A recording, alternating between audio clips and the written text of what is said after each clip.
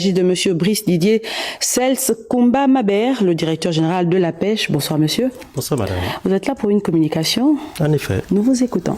Alors, communication de la Direction générale des pêches et de l'aquaculture relative à la situation de mortalité de poissons dans le Comores. Depuis le 12 mars 2024, des informations reçues de notre réseau d'enquêteurs font état de poissons trouvés morts dans les chueurs du Comores.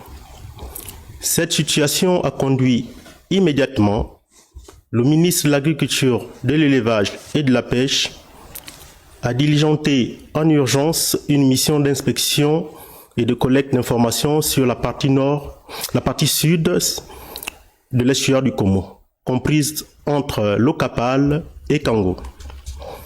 À ce jour, la Direction générale des pêches et de l'aquaculture a effectué 3 missions de veille environnementale avec le concours express de l'Agence gabonaise de sécurité alimentaire à Gaza, le Centre national des données et informations océanographiques du Sénarest, la Direction générale des études et laboratoires du ministère des Mines, la Direction générale des écosystèmes aquatiques du ministère des Eaux et Forêts.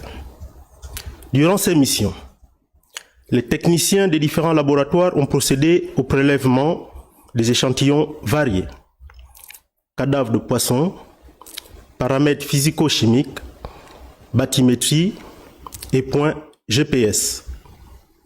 L'épicentre du phénomène est situé entre le port d'Ovendo et Donguila. Les individus les plus représentatifs des victimes de ce phénomène sont communément connus sous les noms de capitaine, bar, mâchoiron, bossu, sol, carang et anguille.